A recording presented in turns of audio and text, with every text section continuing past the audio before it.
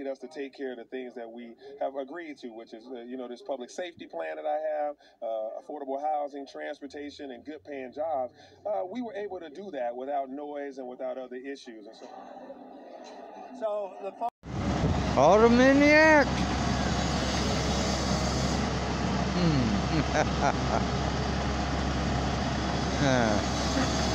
Yep. Progress.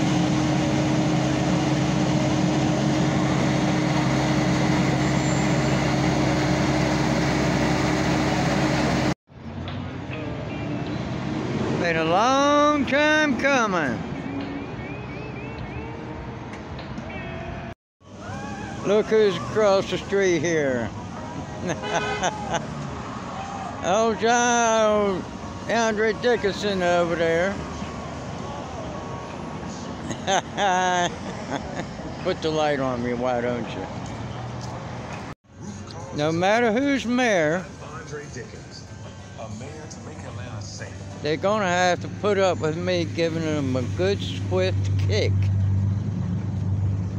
when necessary.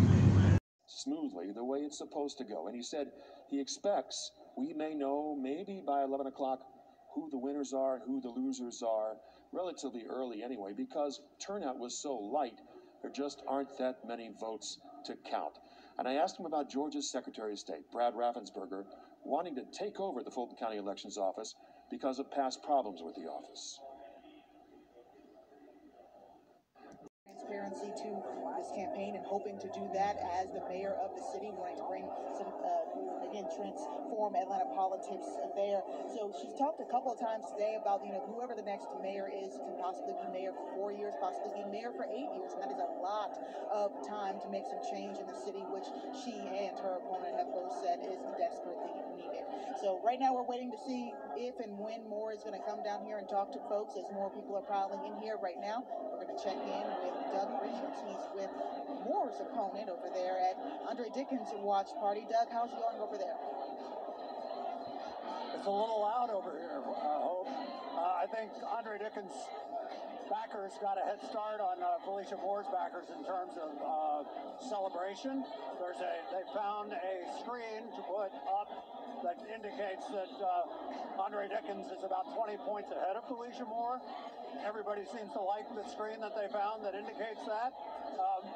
Foods to hand over information detailing the main factors of shipment disruptions and strategies to deal with all those delays. That includes pricing, profit margins, sales volumes, and their selection of suppliers and brands.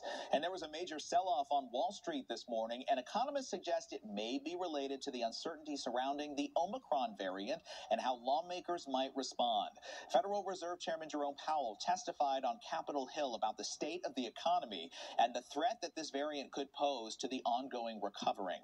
Fox's Madeline Rivera has a closer look from Washington. The market opening lower Tuesday over fresh fears that the Omicron variant could derail the economy. The recent rise in COVID-19 cases and the emergence of the Omicron variant pose downside risks to the employment and economic activity and increased uncertainty for inflation. Federal Reserve Chair Jerome Powell raising concerns that the variant will discourage people from working and intensify snarls in the supply chain that have already driven up inflation.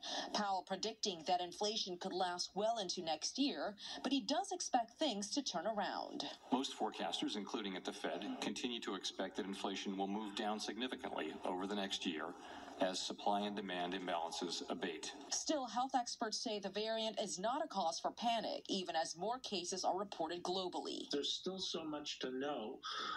As a mom and a grandmother, I am especially attuned to all of this. In addition to button batteries, the hearing addressing magnets, balloons, lights, and other hazards.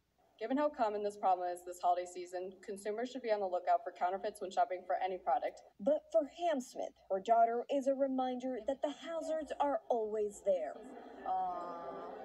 Which is why Reese is also her motivation to keep fighting so that Congress can help make it a little bit easier for parents.